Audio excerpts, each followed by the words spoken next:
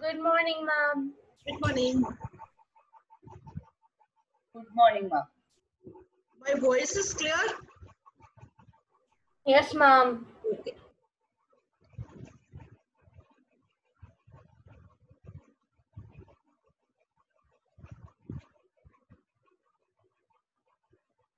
Good morning, ma'am. Good morning, Aniket.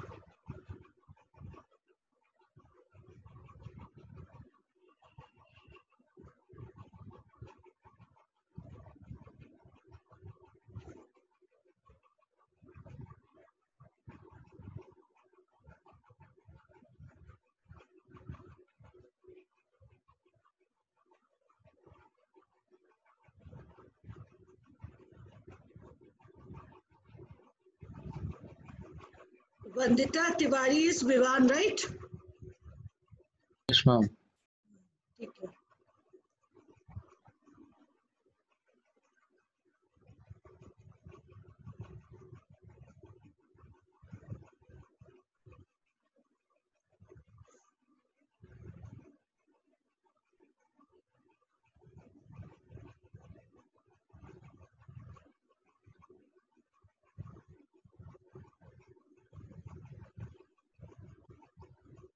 I will start class within 2-3 minutes.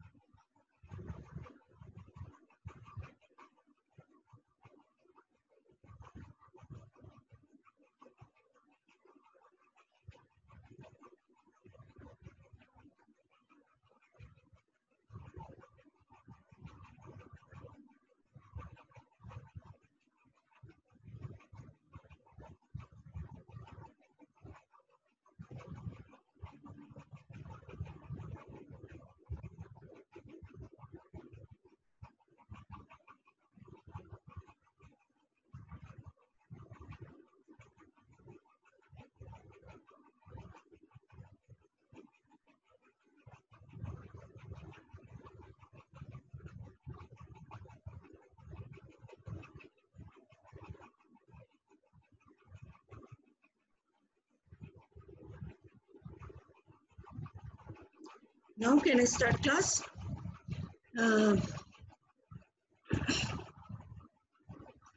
कल मैंने आप लोगों का चैप्टर छोड़ा था कि हरिहर काका जो थे वो पहले सबसे मैंने क्या बताया था कि हरिहर काका और लेखक के बीच में क्या संबंध थे, उनके बीच में कैसे संबंध थे, मित्रतापूर्ण संबंध थे।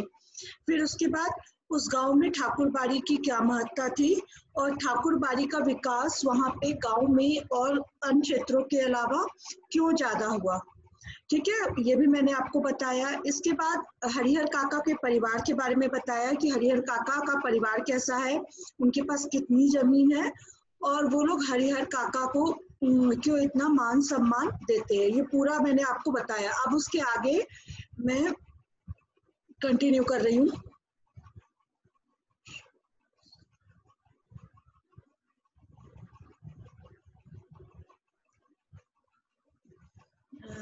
एवरीवन, सबको मेरी आवाज सुनाई दे रही है?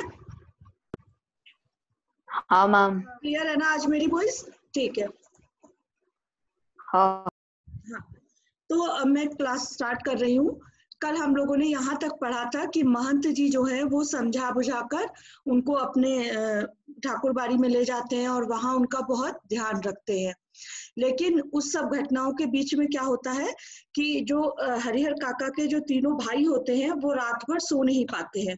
क्यों? क्योंकि उनको लगता है कि अगर किसी तरीके से वो ठाकुरबाड़ी में रह गए और सारी जमीन जो है ठाकुरबाड़ी के लोगों को लिख दी तो उनका बहुत नुकसान हो जाएगा। तो इसीलिए वो लोग क्या करते हैं, अगले दिन सुबह तड़के ही का मीन्स होता है अर्ली मॉर्निंग, सुबह उठते ही वो लोग तुरंत ठाकुरबाड़ी जाते हैं और वहां पे हरिहर काका से तुरंत माफी मांगते हैं और खून के रिश्तों की माया फैलाते हैं, जिससे क्या हो जाता है, हरिहर काका का दिल पसीज जाना। दिल पसीज जाना जो है यहाँ पे ये भी एक मुहावरा है जिसका अर्थ होता है कि सहानुभूति होना, ठीक है। तो उसके कारण वो क्या करते हैं, वापस अपने परिवार में लौट आते हैं। अब देखिए क्या होता है, लेकिन यह क्या, इस बार अपने घर में जो बदलाव उन्होंने लक्ष्य किया उसने उन्हें सुखद आश्चर्य में डाल दिया, ठीक है। अभी वो ठाकुरबाड़ी से जब वापस अपने घर आए हैं तो क्या देखते हैं, उनके घर में बहुत सारे बदलाव हो गए हैं। बदलाव मीन्स होता है चेंजेस, ठीक है। घर के छोटे बड़े सब उन्हें सिर आंखों पर उठाने को तैयार। सिर आंखों पर उठाना मतलब बहुत अधिक ध्यान रखना या वो जो व्यक्ति है उसकी हर बात मानना। तो यहाँ पे सिर आंखों पर उठाने को तैयार।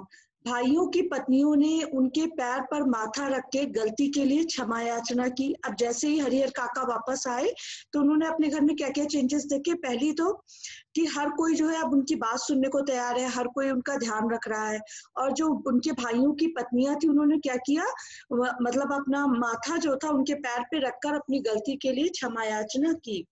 फिर उनकी आओ भगत मतलब होता है स्वागत, ठीक है। और जो खातिर शुरू हुई वैसी खातिर किसी के यहाँ मेहमान के आने पर भी नहीं होती होगी। तो किसी के घर में अगर कोई गेस्ट आता है तो उसको हम कोशिश करते हैं ना कि अच्छे से अच्छा खिलाएं, उसका अच्छे से अच्छा ध्यान रखें। तो उससे भी ज्यादा ध्यान वो लोग हरिहर काका का रखने लगे। उनकी रुचि और इच्छा के मुताबिक दोनों जून खाना नाश्ता तैयार। दोनों जून का मीन्स यहाँ पे दिया गया है, ये मंथ का नाम नहीं है, इसका मतलब होता है समय या टाइम। हम लोग एक बार खाना जो होते हैं दोपहर में खाते हैं, एक बार रात को खाते हैं ना, लंच और डिनर लेते हैं। तो दोनों जून मतलब यहाँ पे दोनों टाइम उनके लिए जो वो खाना चाहते थे उनकी इच्छा के अनुसार खाना और नाश्ता बनाया जाता था। 5 महिलाएं उनकी सेवा में मुस्तैद, तीनों भाइयों की पत्नियां और उनकी बहुएं। अब उनके घर में 5 लेडीज थी और वो पांचों की पांचों एकदम तैयार खड़ी रहती थी कि कुछ भी हरिहर काका कहे तो तुरंत उनकी जो भी इच्छा है उसको पूरा कर दिया जाए। मुस्तैद का मतलब होता है तैयार रहना या कमर कसना। अब कोई आराम करने नहीं चाहता था और सब लोग उन पर खड़े रहते थे कि कैसे अगर वो कुछ भी कहें तो तुरंत उनकी सेवा में हाजिर कर दिया जाए। फिर हरिहर काका आराम से दलान में पड़े रहते, जिस किसी चीज की इच्छा होती आवाज लगाते ही हाजिर। अब तो जो हरिहर काका थे उनकी चांदी हो गई कि वो जो भी अपने घर पे मांगते उनको तुरंत ही मिल जाता, उनकी सेवा में सब लोग हाजिर रहते। इससे पहले क्या स्थिति थी, ठाकुरबाड़ी में जाने से पहले कि अगर वो बीमार भी पड़ जाते थे तो कोई उनकी सेवा करने नहीं आता था। ठीक है, तो वो समझ गए थे कि यह सब महंत जी के चलते ही हो रहा है, इसलिए महंत जी के प्रति उनके मन में आदर और श्रद्धा के भाव निरंतर ही बढ़ते ही जा रहे थे। अब यहाँ पे देखिए, इंसान देखिए कितना भोला भाला होता है। हरिहर काका जो है वो समझ रहे थे कि महंत जी ने जो उनको एक रात के लिए वहां लेके गए ठाकुरबाड़ी में और उनका ध्यान रखा, उसके कारण उनकी उस कार्य के कारण क्या है, घर वाले उनका बहुत ध्यान रखने लगे। अभी तक उनको ये नहीं समझ में आ रहा है कि महंत जी उनकी जमीन के लालच में उनका इतना ध्यान रख रहे थे। ठीक है, तो यहाँ पे उसी चीज को बताया गया है। नेक्स्ट पैराग्राफ में हम आते हैं। बहुत बार ऐसा होता है कि बिना किसी के कुछ बताए गांव के लोग असली तथ्य मीन्स क्या होता है, असली बात, ठीक है, से स्वयं वाकिफ हो जाते हैं। वाकिफ मतलब जान जाते हैं। हरिहर काका की इस घटना के साथ ऐसा ही हुआ। दरअसल लोगों की जुबान से घटनाओं की जुबान ज्यादा पैनी और असरदार होती है। घटनाएं स्वयं ही बहुत कुछ कह देती हैं, लोगों को कहने की जरूरत ही नहीं रहती। ठीक है, ना तो गांव के लोगों से महंत जी ने कुछ कहा था और ना ही हरिहर काका के भाइयों ने। इसके बावजूद गांव के लोग सच्चाई से अवगत हो गए थे। अवगत होना मतलब क्या होता है? Anybody know the meaning? अवगत होना मतलब वो जान गए थे, उन्हें समझ में आ गया था। Very good. तो यहाँ पे किसी ने किसी से कुछ भी नहीं कहा, लेकिन सारे गांव के लोग समझ गए कि किस कारण से हरिहर काका की इतनी आओ भगत की जा रही है और क्या घटना घटी है गांव में। फिर तो गांव में बैठकों में बातों का जो सिलसिला चल निकला, उसका कहीं कोई अंत नहीं था। हर जगह उन्हीं का प्रसंग शुरू। लोग कुछ कहते हैं कि हरिहर काका को, अभी क्या हो रहा है कि गांव में दो गुट बन गए। गुट क्यों बन गए? एक गुट ऐसा है गांव का जो चाहता है कि हरिहर काका जो है अपनी जमीन जो है अपने भाइयों को ना देकर महंत जी को दे दे, उससे उनकी कीर्ति क्या है, अचल हो जाएगी और देवलोक में उनका नाम होगा। उसकी जगह दूसरे जो एक पढ़ा लिखा पक्ष है वो क्या कहता है कि भाई का परिवार तो अपना ही होता है, जायदाद उन्हें ना देना, उनके साथ अन्याय करना होगा, खून के रिश्ते के बीच में दीवार बनानी होगी। अब हरिहर काका के भाइयों ने किसी से कुछ नहीं कहा, हरिहर काका ने नहीं कहा, महंत जी ने नहीं कहा, फिर भी गांव में सबको सारी बात पता चल गई और गांव में दो गुट बन गए। गुट मतलब दो अलग अलग ग्रुप बन गए। एक ग्रुप जो है वो कह रहा है कि हरिहर काका को अपनी जमीन महंत को दे देनी चाहिए और दूसरा ग्रुप क्या कह रहा है कि उनको अपने भाइयों को देनी चाहिए। अभी तक हरिहर काका ने कोई एक्शन नहीं लिया है, कोई निर्णय नहीं लिया है, लेकिन गांव के बीच में गुटबंदी हो गई है और उसके बाद लोग उसी विषय पर बात करते रहते हैं। इस पैराग्राफ में वही चीज बताई गई है, जितने मुंह उतनी बातें, मतलब जितने लोग थे हर किसी के अलग अलग विचार थे। तो ऐसा जबरदस्त मसला पहले कभी नहीं मिला था। मसला मतलब कोई ऐसी घटना गांव में इससे पहले कभी नहीं घटी थी। ठीक है, इसलिए लोग मौन नहीं होना चाहते थे, इसलिए कोई चुपचाप उसको देखना नहीं चाहता था। सब लोग अपने अपने तरीके से विचार प्रकट कर रहे थे कि क्या होना चाहिए। ठीक है, अपने अपने तरीके से समाधान मतलब उस समस्या का हल ढूंढ रहे थे और प्रतीक्षा कर रहे थे कि कुछ घटित हो। अब वो लोग देख रहे थे कि देखते हैं आगे क्या होता है। हालांकि इसी क्रम में गर्माहट भरी भी होने लगी थी।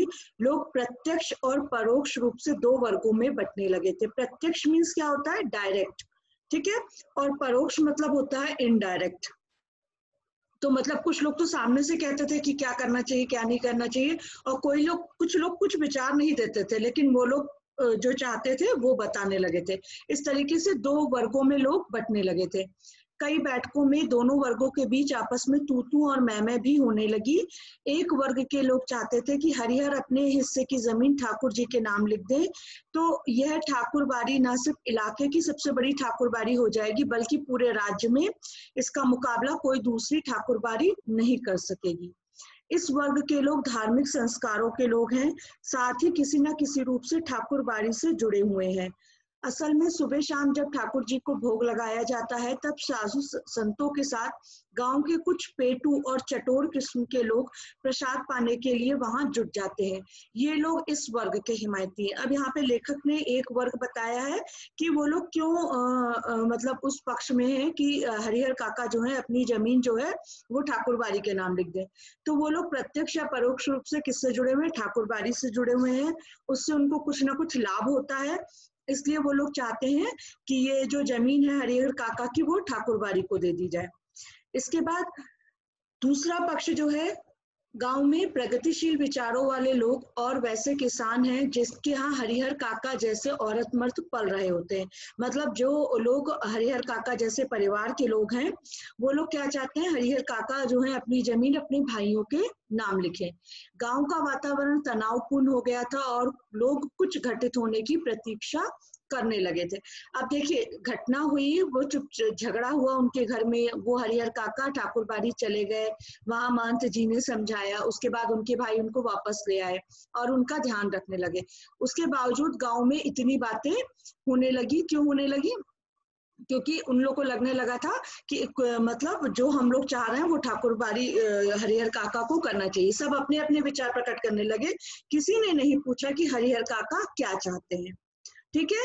इधर भावी आशंकाओं के मद्देनजर रखते हुए मैम, यस, पेटू और चटोर का मतलब क्या है? पेटू मतलब होता है जो लोग ज्यादा खाना खाते हैं या हर वक्त खाते रहते हैं। चटोर मतलब जो लोग टेस्टी फूड पसंद करते हैं और टेस्टी फूड के लिए कहीं भी रुक जाते हैं और खाना पसंद करते हैं, उसको चटोर बोलते हैं। ठीक है। तो इधर भावी आशंकाओं को ठीक है मैम, मद्देनजर थैंक यू। रखते हुए हरिहर काका के भाई उनसे निवेदन करने लगे कि वे जमीन उन्हें लिख दें। अब गांव में इतनी सारी बातें हो रही हैं, तो कोई किसी से ना भी मिले तो बातें सबके कानों में पड़ जाती हैं कि ऐसी घटना हुई है या ऐसा हो सकता है।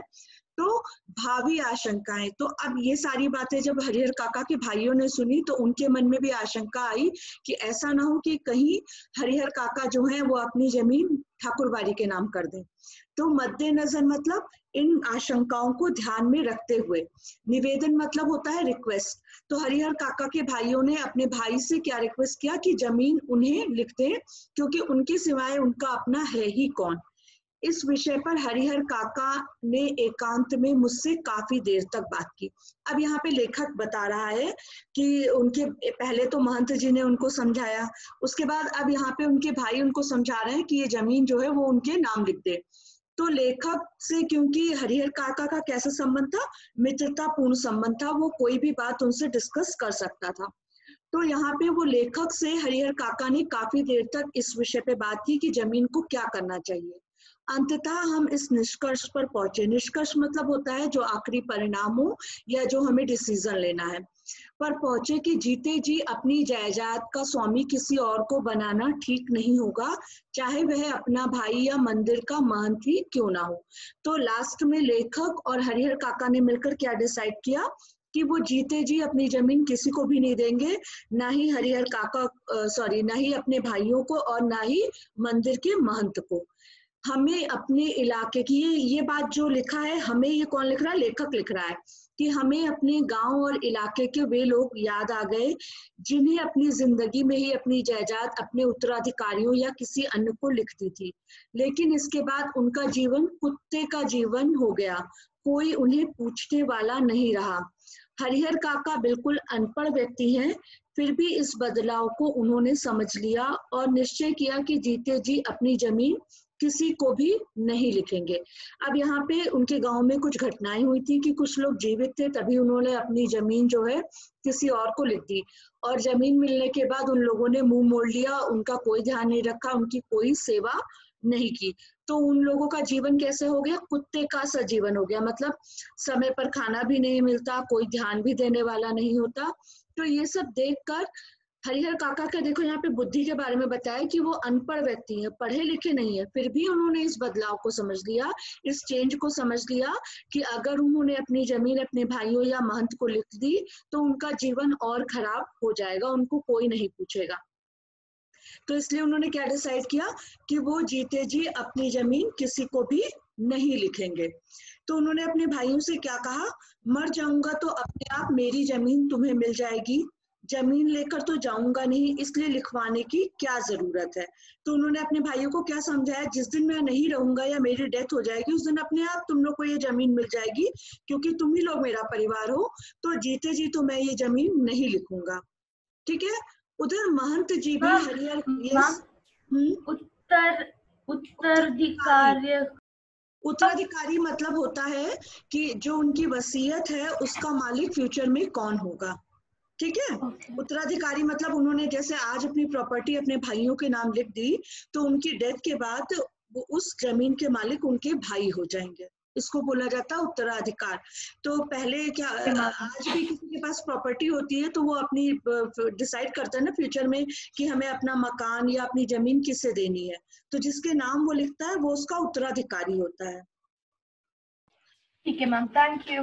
यस, इधर महंत जी भी हरिहर काका की टोह में रहने लगे, ठीक है। अब महंत जी क्योंकि उनका परिवार उनका बहुत ध्यान रख रहा था, महंत जी सीधे जाकर हरिहर काका से कुछ कह नहीं पा रहे थे, तो हमेशा टोह में हमेशा ध्यान रखते कि कभी वो अकेले मिले तो उनसे बात करें, ठीक है। तो टोह रखने लगे कि कब ये अकेले होते हैं तो मैं इनसे बात करूं। जहां कहीं एकांत पाते, जहां कहीं वो हरिहर काका को अकेले पाते, महंत जी क्या कहते, विलंब ना करो हरिहर, शुभ काम में देरी नहीं करते, चलकर ठाकुर जी के नाम जमीन व्यय कर दो। विलंब मतलब अब वो समझा रहे हैं कि हरिहर तुम देरी मत करो, ये बहुत शुभ काम है कि तुम अपनी जमीन ठाकुरबाड़ी के नाम लिख रहे हो, उसमें देर मत करो, अपनी जमीन की वसीयत कर दो। फिर पूरी जिंदगी ठाकुर बाड़ी में राज करोगे, मरोगे तो तुम्हारी आत्मा ले जाने के लिए स्वर्ग से विमान आएगा, देवलोक को प्राप्त करोगे। देवलोक मतलब हेवन, स्वर्ग, ठीक है। तो वो उनको समझा रहे हैं कि अगर तुम जमीन दे दोगे तो भगवान तुम्हें खुद लेने आएंगे तुम्हारी डेथ के बाद और तुम सीधे स्वर्ग जाओगे। यहाँ पे कोई डाउट है किसी वर्ड में? नहीं मैम। हाँ ठीक है, फिर मैं आगे आती हूँ। लेकिन हरिहर काका ना हाँ कहते और ना कहकर वो महंत जी को दुखी नहीं करना चाहते थे, क्योंकि उनके भाई के परिवार से उन्हें जो कुछ सुख सुविधाएं मिल रही थी वो महंत जी की कृपा से ही मिल रही थी। और हाँ तो उन्हें कहना ही नहीं है, क्योंकि उन्होंने ये डिसीजन ले लिया है, क्योंकि वो अपने जीते जी किसी को भी अपनी जमीन नहीं लिखेंगे। इस मुद्दे पर वो जागरूक हो गए। जागरूक मतलब उनको ध्यान है कि आज कैसी हवा चल रही है, अगर उन्होंने अपनी जमीन लिख दी तो उनके साथ क्या होगा। जागरूक का एक मतलब जागृत होना भी होता है, ठीक है। किसी विषय पर जागृत होना भी यही कहलाता है। फिर इसके बाद जागरूक मतलब जागृत अवस्था, मैंने आपको मतलब बता दिया। तो वो अपनी जमीन हाँ इसलिए नहीं कह रहे क्योंकि उनको अपनी जमीन लिखनी नहीं है, और ना इसलिए नहीं कह रहे क्योंकि महंत या उनके भाई बुरा मान जाएंगे। ये सनिकेत? हाँ क्या डाउट है? कुछ नहीं, मैंने अलर्ट बोला। ओके। पर बीतते समय के अनुसार महंत जी की चिंताएं बढ़ती जा रही थी। अभी महंत जी को क्या हो रहा है कि समय बीत रहा है, हरिहर काका अपने घर में रह रहे हैं, अब महंत जी को बहुत चिंता हो रही है कि ऐसा ना हो कि जाल में फंसी चिड़िया पकड़ से बाहर हो जाए। महंत जी इस बात को सह नहीं पा रहे थे। महंत जी को लग रहा था कि हरिहर धर्म संकट में पड़ गया है। एक और वह चाहता है कि ठाकुर जी को लिख दूं, किंतु दूसरी ओर भाई के परिवार से माया मोह में बंध जाता है। इस स्थिति में हरिहर का अपहरण कर जबरदस्ती उससे लिखवाने के अतिरिक्त और कोई दूसरा विकल्प नहीं है। बाद में हरिहर स्वयं राजी हो जाएगा। अब देखिए यहाँ पे क्या हो रहा है, महंत जी को बहुत टेंशन हो रही है, क्योंकि उन्होंने हरिहर काका को हर तरीके से समझाया, लेकिन उन्होंने जमीन के लिए ना तो हाँ कहा और ना तो ना कहा। अब उनको चिंता हो रही है कि मैंने उसको इतना समझाया लेकिन वो किसी तरीके से मेरे पकड़ में नहीं आ रहा है, ऐसा ना हो कि वो अंत में अपनी जमीन जो है वो अपने परिवार वालों के नाम लिख दे। तो अब महंत जी क्या डिसाइड करते हैं कि हरिहर काका का अपहरण कर जबरदस्ती उनसे जमीन लिखवा ली जाए। अपहरण मतलब होता है किडनैप करना, ठीक है। तो अब देखो महंत जी क्या करते हैं। तो महंत जी लड़ाकू और दबंग प्रकृति के आदमी हैं। अपनी योजना को कार्य रूप में परिणत करने के लिए वो जी जान से जुट गए। हालांकि यह सब गोपनीयता का निर्वाह करते हुए ही वह सब कर रहे थे और हरिहर काका के भाइयों को इसकी भनक तक नहीं थी। अब महंत जी क्योंकि वो गांव की सबसे बड़ी ठाकुरबाड़ी थी, तो भगवान का दर्शन करने जो लोग भी आते थे उसमें अच्छे और बुरे हर प्रकृति के लोग थे, ठीक है। तो महंत जी कैसे हैं, लड़ाकू मतलब लड़ने में माहिर है अपने अधिकार के लिए, और दबंग, दबंग मतलब उनकी बात हर कोई मानता है। तो इस प्रकृति के वो इंसान है, ये महंत जी का नेचर बताया है। फिर वह अपनी योजना जो वो प्लानिंग कर रहे हैं कि हरिहर काका को किडनैप करके जबरदस्ती जमीन लिखवा ली जाए, उस योजना को वो क्या करने लगे, कार्य रूप में परिणत करने के लिए जी जान से जुट गए। परिणत मतलब उन्होंने जो प्लानिंग की उनको किडनैप करने की, उस पे काम करने लगे, ठीक है, और जी जान से जुट गए। और ये सब उन्होंने क्या किया, गोपनीयता मतलब होता है सीक्रेट रखना, किसी के आगे अपने प्लान को ना ओपन करना। तो यहाँ पे आप लोग इस तरीके से भी इस शब्द का मतलब समझ सकते हैं कि ठीक है, तो यहाँ पे वो अपने प्लान को जो है गुप्त रखते हुए, किसी को ना बताते हुए, उन्होंने पूरी प्लानिंग कर ली किस तरीके से हरिहर को किडनैप करके, अपहरण करके उसका जमीन अपने नाम लिखवानी है। भनक मतलब उनको खबर तक नहीं उनके भाइयों को कि ऐसी कोई प्लानिंग गांव में चल रही है और महंत जी कर रहे हैं। बात अभी हाल की ही है, मतलब ये घटना अभी जल्दी ही घटी है। आधी रात के आसपास ठाकुरबाड़ी के साधु संत और उनके पक्षधर भाला, गड़ासा और बंदूक से लैस एकाएक हरिहर काका के दलान में आ धमके। हरिहर काका के भाई इस अप्रत्याशित हमले के लिए तैयार नहीं थे। इससे पहले कि वे जवाबी कार्रवाई करें और गुहार लगाकर अपने लोगों को जुटाएं, तब तक आक्रमणकारी उनको पीठ पर लादकर चंपत हो गए। अब यहाँ पे देखिए क्या हुआ, एक रात में, आधी रात के समय ठाकुरबाड़ी के जो साधु संत, जो मतलब भगवान की पूजा करते थे, वो लोग क्या किए, हथियारों से लैस होकर, मतलब भाला, गड़ासा, बंदूक ये सब लेकर वो लोग क्या किए, हरिहर काका की दलान में आकर धमक गए। धमके मतलब वहां पे पहुंच गए और अचानक से, हाँ मैम गुहार का मतलब क्या होता है? बता रही हूँ, ठीक है। तो यहाँ पे हरिहर काका के जो भाई थे वो इस अचानक हमले के लिए तैयार नहीं थे। अप्रत्याशित मतलब होता है अचानक, ठीक है, इस अचानक हमले के लिए तैयार नहीं थे कि कोई हरिहर काका को इस तरीके से पकड़ने के लिए आ जाएगा। वो लोग आराम से अपने घर में बैठे हुए थे। तब तक वो लोग आए और क्या किया, इससे पहले कि जवाबी कार्रवाई करे, मतलब इससे पहले कि हरिहर काका के भाई कुछ कर पाते, और गुहार लगाना मतलब चिल्ला के वो आसपास के लोगों को बुला पाते, उससे पहले ही जो ठाकुरबाड़ी के साधु संत थे उन्होंने हरिहर काका को अपनी पीठ पर लादा और गायब हो गए। चंपत मतलब गायब हो गए, मतलब ये सब इतनी जल्दी घटा कि उनके भाई कुछ कर ही नहीं पाए, गांव के लोगों को जुटा ही नहीं पाए, और वो जो लोग आए थे वो लोग हरिहर काका को उठाकर वहां से गायब हो गए। गांव में किसी ने ऐसी घटना नहीं देखी थी और ना ही सुनी थी। सारा गांव जाग गया। शुभ चिंतक तो उनके यहाँ जुटने लगे, लेकिन अन्य लोग अपने दलान और मकान की छतों पर जमा होकर आहट लेने और बातचीत करने लगे। ये इस तरीके की घटना है, आप लोग ऐसे याद रखिए कि उनके जो शुभ चिंतक लोग थे वो लोग तो उनके घर तक पहुंच गए, लेकिन अड़ोसी पड़ोसी क्या करते हैं, लोग वहां तक नहीं पहुंचते हैं, अपने घर की छत या खिड़की से बाहर झांकते रहते हैं कि क्या हो रहा है वहां पर। तो इस तरीके से गांव के लोग जो थे वो आसपास के छतों और खिड़कियों से झांकने लगे कि हरिहर काका के घर में क्या हो रहा है। केवल जो शुभ चिंतक थे, जो खास जानने वाले थे, वो लोग वहां पे भीड़ इकट्ठी हो गई और सब लोग आपस में बातचीत करने लगे कि कैसे ठाकुरबाड़ी के जो संत थे वो हरिहर काका को अपहरण करके ले गए। इसके बाद हरिहर काका के भाई लोगों के साथ उन्हें ढूंढने निकले। उन्हें लगा कि यह महंत का काम है, तो मैं दल बल के साथ ठाकुरबाड़ी जा पहुंचे। मैं दल बल होता है, दल बल मतलब होता है समूह, बल मतलब हथियारों के साथ, मैं मतलब अपने लोगों का। तो वो अपने जो उनके शुभचिंतक थे वो सब लोगों ने एक दल बनाया, एक ग्रुप बनाया और वो सब ठाकुरबाड़ी जा पहुंचे। वहां खामोशी और शांति नजर आई। अब वहां पे बाहर से कुछ दिख ही नहीं रहा था कि क्या हो रहा है अंदर। रोज की बात ही ठाकुरबाड़ी का मुख्य गेट, मुख्य फाटक बंद था। फाटक मतलब होता है गेट, बंद था। वातावरण में रात का सन्नाटा और सूनापन व्याप्त मिला।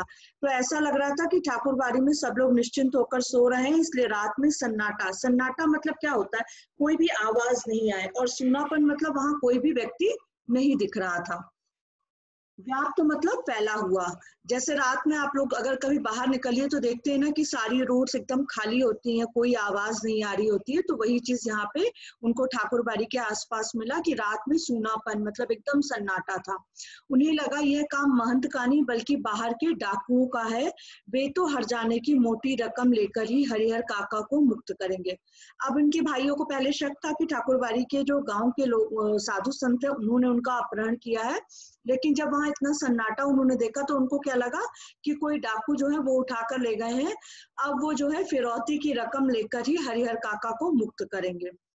तो खोज में निकले लोग अन्य किसी दूसरी दिशा में प्रस्थान करते कि इसी समय ठाकुर बारी से बातचीत करने की सम्मिलित किंतु धीमी आवाज सुनाई पड़ी। सबके कान खड़े हो गए। अभी जैसे वो लोग प्लानिंग ही कर रहे थे कि चलो दूसरी दिशा में हरिहर काका को चल के ढूंढते हैं, तब तक क्या हुआ कि गांव में जो वो लोग दूसरी दिशा की ओर जाने ही वाले थे, प्रस्थान करना मतलब जाना, उसी समय उन्हें ठाकुर बाड़ी के अंदर से क्या हुआ, धीमी आवाज में कुछ बातचीत सुनाई दी। सबके कान खड़े हो गए। कान खड़े होना मतलब मुहावरा है। उन्हें यकीन हो गया कि हरिहर काका इसी में है। अब क्या सोचना, वे ठाकुर बाड़ी का फाटक पीटने लगे। अब उनके जो भाई थे वो क्या करने लगे, कस कस के जो ठाकुर बाड़ी का गेट था वो खटखटाने लगे। लेकिन इसी समय ठाकुर बाड़ी की छत से रोड़े और पत्थर उनके ऊपर गिरने लगे और वे तितर बितर होने लगे। अभी वो लोग क्या सोच रहे थे कि हरिहर काका जो है वो ठाकुर बाड़ी के अंदर है। उनको बातचीत की आवाज सुनाई पड़ी तो इससे लोग कंफर्म हो गए कि वो अंदर है। तो उन्होंने क्या किया, जोर जोर से ठाकुर बाड़ी की छत को खटखटाया, गेट को खटखटाया। तो क्या हो गया, उनपे हमला हुआ। किस चीज से, ठाकुर बाड़ी की छत से किसी ने पत्थर और रोड़े मतलब होता है ईंट के छोटे छोटे टुकड़े, जो ब्रिक होती है उसको तोड़ दिया जाता है तो उसके जो छोटे छोटे पीसेस होते हैं उसको रोड़े बोलते हैं, और पत्थर मतलब स्टोन, वो ऊपर से गिरने लगे। तो वे तितर बितर होने लगे। तितर बितर होना मुहावरा है, इसका अर्थ होता है बिखर जाना। अपने हथियार संभाले, लेकिन हथियार संभालने से पहले ही ठाकुर बाड़ी के कमरों की खिड़कियों से फायरिंग शुरू हो गई और एक नौजवान के पैर में गोली लग गई, वह गिर गया। उसके गिरते ही हरिहर काका के भाइयों के पक्षधर भाग निकले। सिर्फ वे तीनों भाई बचे रह गए। अपने तीनों के बूते इस युद्ध को जीतना उन्हें संभव नहीं जान पड़ा, इसलिए वे कस्बे के पुलिस थाने की ओर दौड़ पड़े। अब देखो, वो लोग गेट खटखटा रहे थे, उसी समय क्या हुआ, उनके ऊपर ईंट और पत्थरों से उनके ऊपर गिराया जाने लगा, जिससे भीड़ जो थी वो तितर बितर हो गई। तितर बितर होकर जब तक वो लोग सोच रहे थे कि हम अपने हथियारों से वहां पे फायरिंग करें, तब तक क्या हो गया, ठाकुर बाड़ी की कमरों की खिड़कियों से फायरिंग शुरू हो गई। तो इसमें क्या हो गया, जितने उनके हरिहर काका के जितने भी शुभ चिंतक थे, पक्षधर मतलब जो उनके पक्ष के लोग थे, वो सारे के सारे भाग गए। अब अकेले केवल 3 भाई बचे। अब उनको लगा कि वो ठाकुर बाड़ी से किसी भी तरीके से हरिहर काका को नहीं निकाल पाएंगे। तो उन्होंने क्या किया, वो तुरंत पुलिस थाने की ओर दौड़ पड़े। तीनों के बूते मतलब इन तीनों के इतनी हिम्मत नहीं थी कि वो अकेले जाकर ठाकुर बाड़ी के लोगों से लड़ सकें। तो उन्होंने क्या किया, वो पुलिस थाने दौड़ पड़े। पुलिस थाने मतलब पुलिस स्टेशन जो बोला जाता है, वहां पुलिस स्टेशन, हाँ, वहां दौड़े। इधर ठाकुर बाड़ी के भीतर महंत और उनके कुछ चंद विश्वासी, चंद मतलब होता है कुछ, साधु सादे और लिखे कागजों पर अनपढ़ हरिहर काका के अंगूठे का निशान जबरन ले रहे थे। सादे मतलब होता है प्लेन पेपर जिस पे कुछ भी नहीं लिखा हुआ था, और कुछ कागजों पर कुछ लिखा हुआ था, उस पर जबरदस्ती वो क्या कोशिश कर रहे थे, हरिहर काका के अंगूठे का निशान लेने की कोशिश जबरदस्ती कर रहे थे। जबरन मतलब जबरदस्ती, अंगूठे का निशान, क्योंकि वो अनपढ़ थे, उनको सिग्नेचर करना नहीं आता था। तो जब कोई सिग्नेचर करना नहीं जानता है तो उसके अंगूठे का निशान भी माना जाता है, क्योंकि आप लोग ये जानते हैं कि जो हमारे फिंगरप्रिंट्स होते हैं वो बहुत अहम रोल प्ले करते हैं किसी की पहचान में। हर व्यक्ति के हाथ का जो फिंगरप्रिंट होता है वो अलग अलग होता है। तो यहाँ पे वो लोग क्या कर रहे थे, हरिहर काका के अंगूठे का निशान ले रहे थे, क्योंकि वो अनपढ़ थे और सिग्नेचर नहीं करते थे। तो उनको हाथ पैर उनका बांध के जबरदस्ती पेपर पे उनके अंगूठे के निशान ले रहे थे। हरिहर काका तो महंत के इस व्यवहार से जैसे आसमान से जमीन में आ गए। अभी तक वो क्या करते थे, हरिहर काका महंत के प्रति श्रद्धा का भाव रखते थे, पर जब आज उन्होंने उनका ये रूप देखा तो उनकी जो सारी श्रद्धा थी वो क्या हुई, खत्म हो गई। उन्होंने सपने में भी नहीं सोचा था कि महंत जी इस रूप में भी आएंगे। तो उन्होंने तो कभी नहीं सोचा था कि वो गुंडे की तरह जबरदस्ती उनके साथ करेंगे, लेकिन यहाँ पे उन्होंने क्या किया, जबरदस्ती उनके हाथ पैर बांध के उनसे जबरदस्ती जमीन लेने की कोशिश कर रहे थे। जिस महंत को वह आदरणीय और श्रद्धेय समझते थे, वह महंत अब उन्हें घृणित, दुराचारी और पापी नजर आने लगा था। अब वह इस महंत की सूरत भी देखना नहीं चाहते थे। अब अपने भाइयों का परिवार महंत की तुलना में उन्हें अधिक ज्यादा पवित्र, नेक और अच्छा लगने लगा था। हरिहर काका ठाकुर बाड़ी से अपने घर पहुंचने के लिए बेचैन थे, लेकिन लोग उन्हें पकड़े हुए थे और महंत जी उन्हें समझा रहे थे कि तुम्हारे भले के लिए यह सब किया गया है हरिहर। अभी तुम्हें लगेगा कि हम लोगों ने तुम्हारे साथ जोर जबरदस्ती की, लेकिन बाद में तुम समझ जाओगे कि जिस धर्म संकट में तुम पड़े थे उसे उबारने के लिए यही एक मात्र रास्ता था।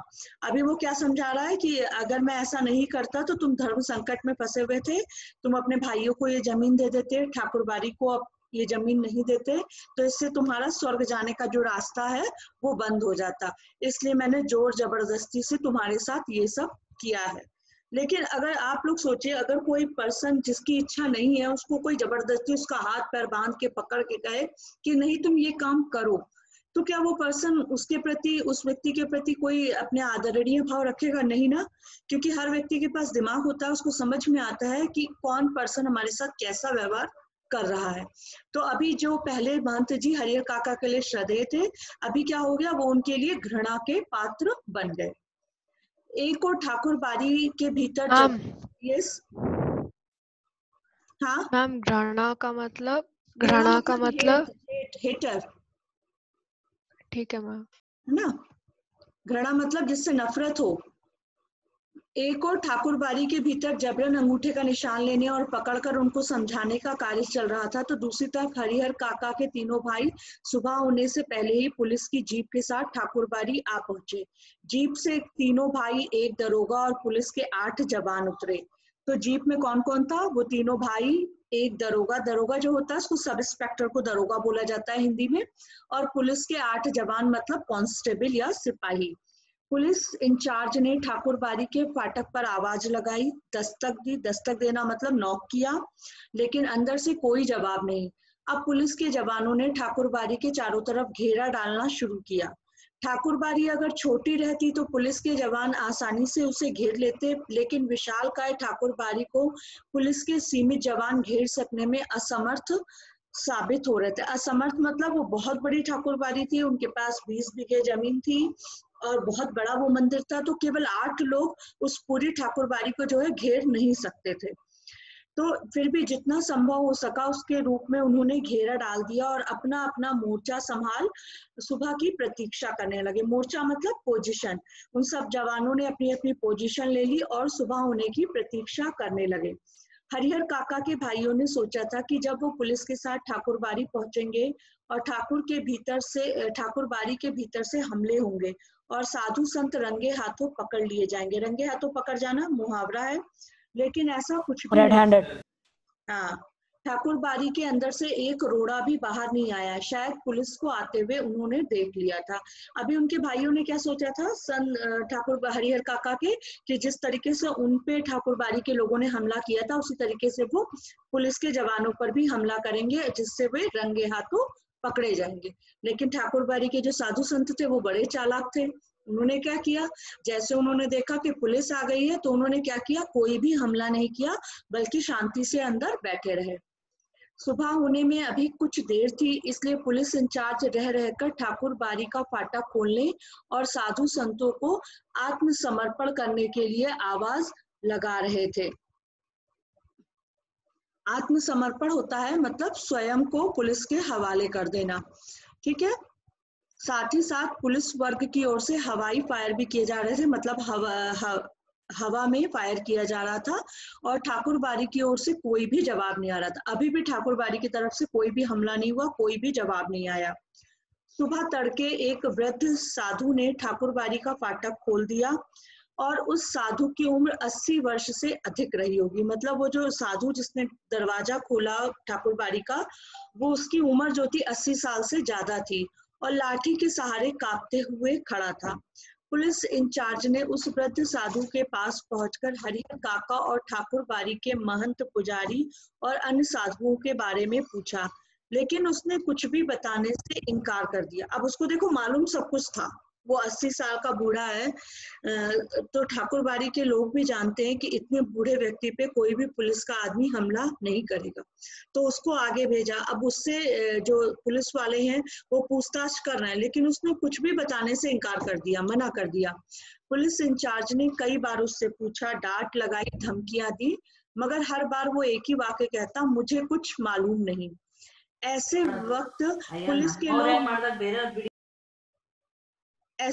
पुलिस के लोग मारपीट का सहारा लेकर बात उगलवाते हैं। ठीक है, अगर कोई मुंह से नहीं बोलता है तो पुलिस वाले क्या करते हैं, मार पीट कर भी बात उगलवाने की कोशिश करते हैं।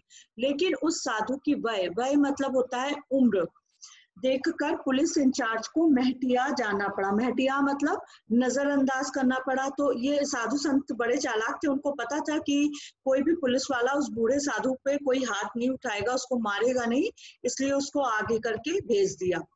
महटिया मतलब नजरअंदाज करना। उसकी उम्र को देखते हुए केवल उसको धमकी दी, डांट लगाई, पुलिस वालों ने उसको मारा नहीं। पुलिस इंचार्ज के नेतृत्व मतलब लीडरशिप में पुलिस के जवान ठाकुरबाड़ी की तलाशी लेने लगे। वहां पे सर्च ऑपरेशन किया गया, लेकिन ना तो ठाकुरबाड़ी के नीचे के कमरों में ही कोई पाया गया और ना ही छत के कमरों में ही। पुलिस के जवानों ने खुद छानबीन की। छानबीन करना मतलब ढूंढना, लेकिन वृद्ध साधु के अलावा कोई दूसरा ठाकुरबाड़ी में नहीं मिला। हरिहर काका के भाई चिंता, परेशानी और दुखद आश्चर्य से घिर गए, क्योंकि रात में उन्होंने आवाज सुनी थी, बातें सुनी थी कि वहां पे हरिहर काका हैं, और इस समय उनको ठाकुरबाड़ी में कोई भी नहीं मिला। तो वो बहुत चिंता में आ गए, परेशानी में आ गए, और बहुत दुखी हो गए कि ऐसा कैसे हो सकता है, वो कहाँ चले गए। ठाकुरबाड़ी के महंत और साधु संत हरिहर काका को लेकर कहाँ भाग गए, अब क्या होगा। काफी पैसे खर्च कर वो पुलिस को लेकर आए थे। पुलिस के साथ आने के बाद अंदर ही अंदर गर्व महसूस कर रहे थे। उन्हें लग रहा था कि भाई को वे आसानी से घर ले जाएंगे और साधु संतों को जेल भिजवा देंगे, लेकिन दोनों में से कुछ भी नहीं हुआ। उन्होंने क्या सोचा था, वो पुलिस को लेके आएंगे और हरिहर काका को तुरंत फ्री कराकर और तुरंत अपने साथ घर लेकर चले जाएंगे, लेकिन ऐसा कुछ वहां हुआ ही नहीं, क्योंकि हरिहर काका वहां मिले ही नहीं। ठाकुरबाड़ी में जो कमरे खुले थे उनकी तलाशी पहले ले ली गई थी। बाद में जिन कमरों में चिटकनी बंद थी उन्हें भी खोल कर देखा गया। चिटकनी मतलब जो दरवाजे का डोर लॉक होता है उसको बोलते हैं। एक कमरे के बाहर बड़ा सा ताला लटक रहा था। पुलिस और हरिहर काका के भाई सब वही एकत्र हो गए। एकत्र मतलब होता है इकट्ठा होना, और उस कमरे की कुंजी की मांग की। कुंजी मतलब की, ठीक है। तो साधु से की गई, तो उसने साफ कह दिया कि मेरे पास नहीं। जब उससे पूछा गया कि इस कमरे में क्या है, तो उसने क्या कहा, अनाज है। अनाज मतलब गेहूं, दाल, चावल, ये सब उसमें रखा गया है, वो ठाकुरबाड़ी का स्टोर रूम है। पुलिस इंचार्ज अभी ये सोच ही रहे थे कि कमरे का ताला तोड़कर देखा जाए या छोड़ दिया जाए। अचानक उस कमरे के दरवाजे को भीतर से किसी ने धक्का देना शुरू किया। तो जब तक वो लोग सोच विचार कर रहे थे, तब तक क्या हुआ, किसी ने कमरे के अंदर से नॉक किया दरवाजा। तो पुलिस के जवान सावधान हो गए। ताला तोड़कर कमरे का दरवाजा खोला गया। कमरे के भीतर हरिहर काका जिस स्थिति में मिले, उसे देखकर उनके भाइयों का खून खौल उठा। खून खौल उठना भी मुहावरा है जिसका अर्थ होता है बहुत अधिक गुस्सा आना। उस वक्त महंत, पुजारी या अन्य नौजवान साधु उन्हें नजर आ जाते तो वे जीते जी उन्हें नहीं छोड़ते। लेकिन ऐसी कंडीशन थी हरिहर काका की कि उस समय अगर कोई साधु संत वहां पे मिल जाता तो उसको, जो हरिहर काका के भाई जो थे, वो उसको जरूर मारते। लेकिन वहां पे कोई था ही नहीं ठाकुरबाड़ी में उस वृद्ध साधु को छोड़ के। ठीक है, तो हरिहर काका की क्या स्थिति थी, नेक्स्ट पैराग्राफ में एक्सप्लेन किया गया। देखिए यहाँ पिक्चर दिया गया है कि कैसे पुलिस वाले ताला तोड़कर अंदर घुसते हैं, तो हरिहर काका कैसे दिखाई दे रहे हैं। उनके मुंह पे कपड़ा बंधा हुआ है, हाथ पैर बंधे हुए हैं। ठीक है, तो यहाँ उनकी स्थिति बताई गई है। हरिहर काका के हाथ और पैर तो बांध ही दिए गए थे, उनके मुंह में भी कपड़ा ठूस कर बांध दिया गया था। मतलब उनके मुंह के अंदर कपड़ा डाल दिया गया था, जिससे उनकी आवाज जो है वो बाहर ना जाए। हरिहर काका जमीन पर लुढ़कते हुए दरवाजे तक आए थे और पैर से दरवाजे पर धक्का लगाया था। ठीक है, और उन्होंने क्या किया था, पैर से दरवाजे पर धक्का दिया था, जिससे बाहर वाले उनकी आवाज सुन सके। काका को बंधन मुक्त किया गया। बंधन मुक्त मतलब उनके हाथ पैर खोले गए, मुंह से कपड़े निकाले गए। हरिहर काका ने ठाकुरबाड़ी के महंत, पुजारी और साधुओं की काली करतूतों का पर्दाफाश करना शुरू किया।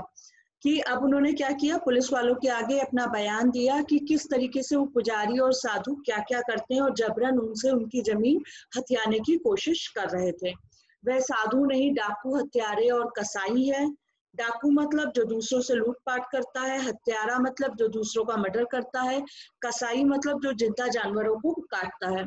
तो यहाँ पे उस तरीके से उन्होंने ये सब किसको कहा है, ठाकुरबाड़ी के महंत को, कि उन्हें इस रूप में कमरे में बंद करके वे गुप्त दरवाजे से भाग गए और उन्होंने कई सादे और लिखे कागजों पर जबरन उनके अंगूठे के निशान लिए हैं।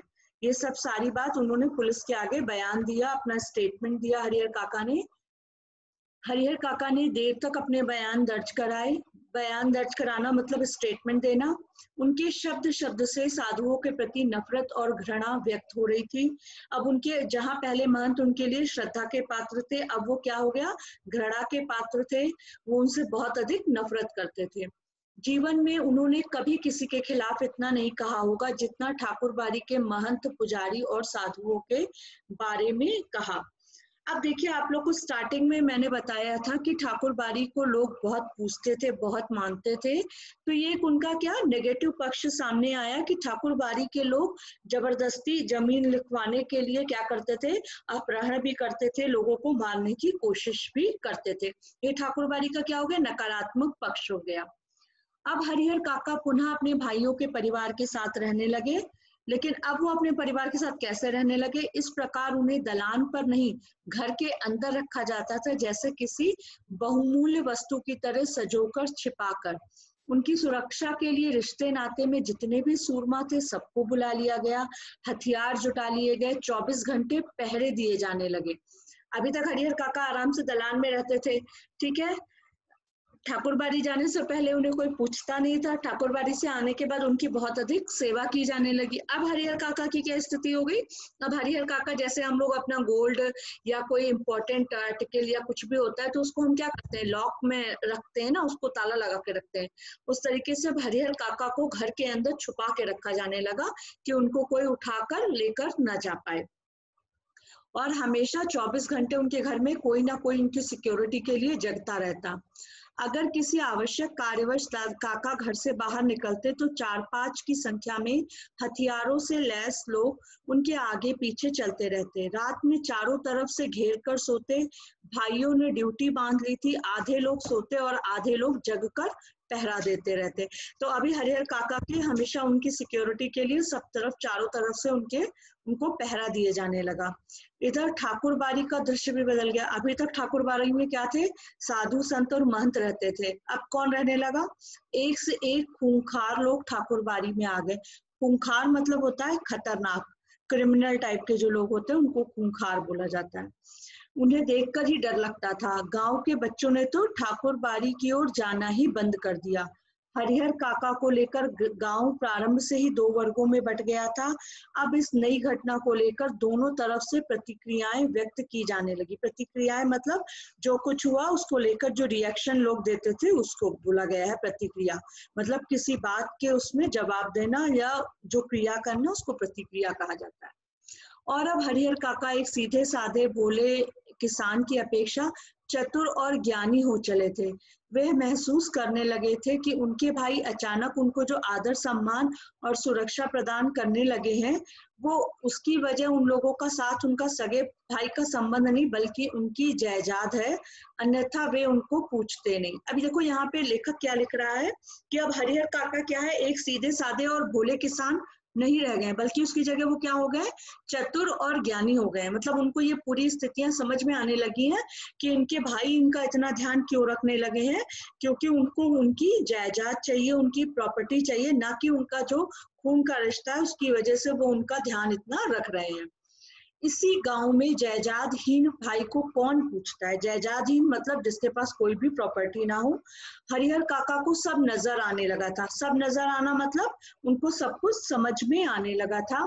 महंत की चिकनी चुपड़ी बातों के भीतर की सच्चाई भी अब वो जान गए थे। ठाकुर जी के नाम पर वह अपना और अपने जैसे साधुओं का पेट पालता है। उसे धर्म और परमार्थ से कोई मतलब नहीं है। निजी स्वार्थ के लिए साधु होने और पूजा पाठ का ढोंग रचाया है उसने। और साधु के बाने में, बाने मतलब होता है वेशभूषा, ठीक है, वेशभूषा मतलब जैसे वो ड्रेसअप होते हैं। तो बाने में महंत, पुजारी और उनके अन्य सहयोगी लोभी, लालची और कुकर्मी है। मतलब वो भगवान की पूजा नहीं करते हैं, बल्कि वो पूजा पाठ का ढोंग करते हैं और लालची हैं और कुकर्मी। कुकर्मी मतलब बुरे कर्म करने वाला। छल बल कल, किसी भी तरह धन अर्जित कर बिना परिश्रम किए आराम से रहना चाहते हैं। छल मतलब होता है कपट, धोखा देना किसी को। बल मतलब होता है ताकत, और कल मतलब होता है काम। यहाँ पे युक्ति या बुद्धि या कार्य को कहा गया है। किसी भी तरह धन अर्जित कर आराम से रहना चाहते हैं और अपने घृणित इरादों को छुपाने के लिए ठाकुरबाड़ी को इसका माध्यम बनाया। इसके साथ ही वो क्या बताते हैं कि जो साधु संत है उनका असली बात किसी के सामने ना आ जाए, इसलिए वो ठाकुरबाड़ी में रहते हैं और भगवान की पूजा करने को अपना माध्यम बनाया है। एक ऐसा माध्यम जिस पर अविश्वास न किया जा सके। इसलिए हरिहर काका ने मनी मन तय कर लिया कि अब वो महंत को अपने पास फटकने नहीं देंगे और साथ ही साथ अपनी जिंदगी में ये जायदाद अपने भाइयों को नहीं लिखेंगे, अन्यथा वह फिर दूध की मक्खी की तरह हो जाएंगे। दूध की मक्खी मतलब यहाँ पे मुहावरा है, इसका मतलब है कि काम निकल जाने पर ना पूछना। लोग निकाल कर फेंक देंगे और कोई उन्हें पूछेगा तक नहीं। बुढ़ापे में दुख बिताए नहीं बीतेगा। 5 मिनट्स और उसके बाद मैं स्टॉप कर दूंगी। यहाँ तक आप लोग को क्लियर है? मैम क्या आप रिपीट कर सकते हो? दूध की मक्खी हो जाना क्या का मतलब क्या है? मक्खी की तरह नहीं पूछेंगे, मतलब काम निकल जाने पर उनको कोई भी नहीं पूछेगा। ठीक है, इसका अर्थ ये होता है। लेकिन हरिहर काका कुछ और सोच रहे थे और वातावरण दूसरा ही तैयार हो रहा था। अभी तक वो क्या सोच रहे थे कि वो आराम से अपने भाइयों के पास रहेंगे, जीते जी अपनी जायदाद नहीं लिखेंगे और मरने के बाद ये जायदाद उनके भाइयों की अपने आप हो जाएगी। तो इस तरीके से वो सोच रहे थे कि अब वो महंत के पास नहीं जाएंगे बल्कि अपने भाइयों के पास रहेंगे। महंत से तो अच्छे उनके भाई हैं। ठीक है, तो लेकिन यहाँ पे अब क्या लिखा है कि वातावरण दूसरा ही तैयार हो रहा था। वातावरण मतलब अब इनके भाइयों की सोच कुछ और ही हो रही थी। ठाकुरबाड़ी से जिस दिन उन्हें वापस लाया गया था, उसी दिन से उनके भाई और रिश्ते नाते के लोग उन्हें समझाने लगे थे कि विधिवत अपनी जायदाद अपने भतीजों के नाम लिख दें। जब तक वो ऐसा नहीं करेंगे तब तक महंत की गिद्ध दृष्टि उनके ऊपर लगी रहेगी और सिर पर मंडरा रहे तूफान से मुक्ति पाने के लिए उन्हें समक्ष अब यही एकमात्र रास्ता है। अब जब से वो लोग वहां से लेके आए इनके अपहरण होने के बाद, तो इनके सारे रिश्तेदारों ने समझाना शुरू कर दिया कि अब ये जायदाद जो है तुम अपने भाइयों भतीजों के नाम लिख दो। अगर तुम ऐसा नहीं करोगे तो महंत की जो गिद्ध दृष्टि मतलब गिद्ध दृष्टि यहाँ बोला गया लालची व्यक्ति को, तो उसकी जो महंत है जो उसकी लालची दृष्टि है वो तुम्हारी जमीन पे लगी रहेगी और तुम एक बार जब जमीन हम लोग के नाम लिख दोगे तो महंत कुछ भी नहीं करेगा। ठीक है, तो इस तरीके से वो लोग हरिहर काका को समझाने में लगे हुए थे। अब रात दिन उनके घर में सिर्फ एक ही चर्चा चलती कि किसी भी तरीके से वो जमीन जो है परिवार के नाम लिख दो।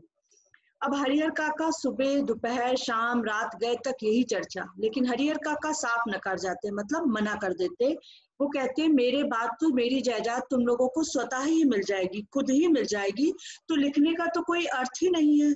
और महंत ने अंगूठे के जो जबरन निशान लिए हैं उसके खिलाफ मुकदमा तो हमने किया ही है। तो अब हरिहर काका अपने भाइयों को क्या समझाते हैं कि जब मैं मर जाऊंगा तो खुद ब खुद तुम्हारे लिए जायदाद तुम्हारी हो जाएगी, और जो उन लोगों ने जबरदस्ती सादे कागज पर मेरे अंगूठे के निशान लिए थे उसके लिए तो हमने केस कर ही दिया है, तो उनको वो जमीन कभी नहीं मिलेगी महंत को। तो तुम लोग इतना क्यों परेशान हो और बार बार मेरे ऊपर क्यों प्रेशर क्रिएट करते हो कि मैं जमीन सारी तुम लोगों के नाम लिख दूं। भाई जब समझाते समझाते हार गए तो अब क्या किया उन्होंने, डांटना और दबाव देना शुरू कर दिया। लेकिन काका इस रास्ते पर भी राजी नहीं हुए। उन्होंने स्पष्ट कह दिया कि वह अपनी जिंदगी में यह नहीं लिखेंगे। तो बस एक रात उनके भाइयों ने वही रूप धारण कर लिया जो रूप महंत और सहयोगियों ने धारण किया था। हरिहर काका को अपनी आंखों पर विश्वास नहीं हुआ। उनके वही अपने सगे भाई उनकी सेवा सुरक्षा में तैयार रहते थे, उन्हें अपना अभिन्न समझते थे, जो उनकी नींद सोते और जागते थे वो हथियार लेकर उनके सामने खड़े थे। अब यहाँ पे देखिए उनके घर का माहौल एकदम बदल गया। पहले उन लोगों ने समझाया, फिर दबाव दिया। जब हरिहर काका नहीं तैयार हुए तो इन लोगों ने भी वही रास्ता अपनाया जो महंत ने अपनाया था। क्या किया, हथियार लेकर उनके सामने खड़े थे और कह रहे थे सीधे मन से कागजों पर जहां जहां जरूरत है अंगूठे के निशान बनाते चलो, अन्यथा मारकर यही घर के अंदर गाड़ देंगे, गांव के लोगों को तो कोई सूचना तक नहीं मिलने पाएगी। अब सोचो, जो उनके सगे भाई थे, उनके भतीजे थे, जिन पे वो इतना विश्वास करते थे, उन लोगों ने क्या किया उन लोगों ने क्या किया, हरिहर काका पे दबाव बनाया और क्या कहा, धमकी दी सीधे सीधे कि कागजों पे तुम अंगूठे का निशान बना दो, नहीं तो हम तुम्हें जान से मार देंगे। यहाँ पे लिखा है ना, मार कर यही घर के अंदर गाड़ देंगे। तो घर के अंदर गाड़ना मतलब घर के अंदर ही किसी कमरे में जमीन खोदकर तुम्हारी डेड बॉडी को हम जो है अंदर दबा देंगे और गांव के किसी भी लोगों को कुछ खबर नहीं मिलेगी अगर तुमने ये जमीन हमारे नाम नहीं की। पहले वाली बात होती तो हरिहर काका डर जाते।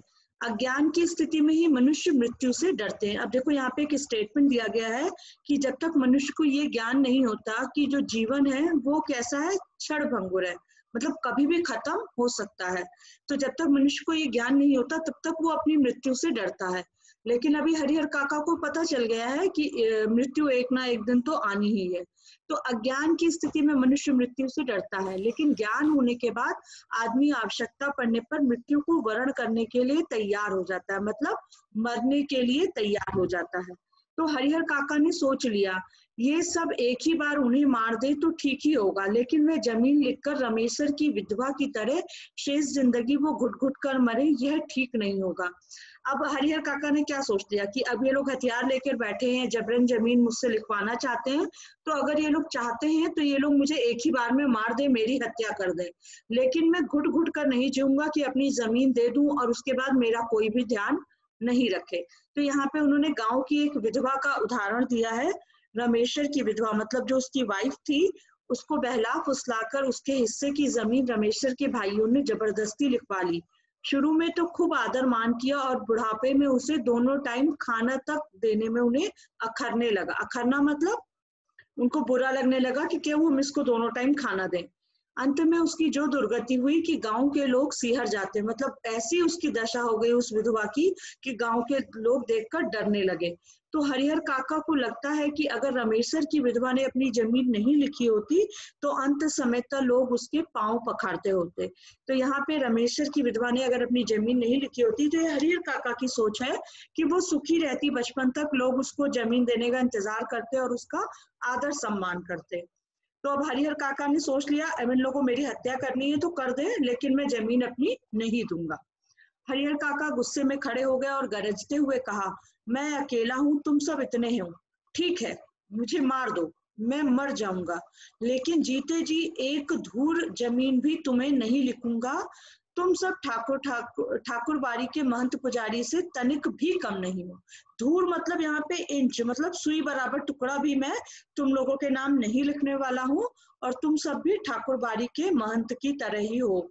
देखते हैं कैसे नहीं लिखोगे, लिखना तो तुम्हें है ही, चाहे हंस के लिखो चाहे रो के लिखो। अब यहाँ पे उसके भाई उसको धमकी दे रहे हैं, अगर तुम खुशी खुशी जमीन नहीं लिखोगे तो रो के लिखोगे, पर हम भी देखते हैं कि तुम जमीन कैसे नहीं लिखते हो।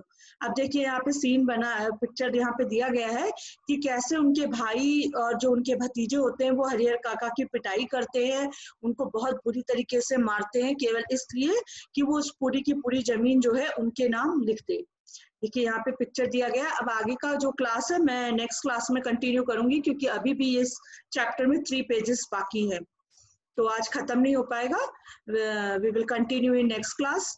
और आप लोगों को मैंने एक वर्कशीट आज अपलोड कर रही हूँ हरिहर काका की, जहां तक चैप्टर मैंने पढ़ाया है वहां तक के प्रश्न उत्तर मैंने दिए हैं, उसको आप लोग करिएगा, ठीक है।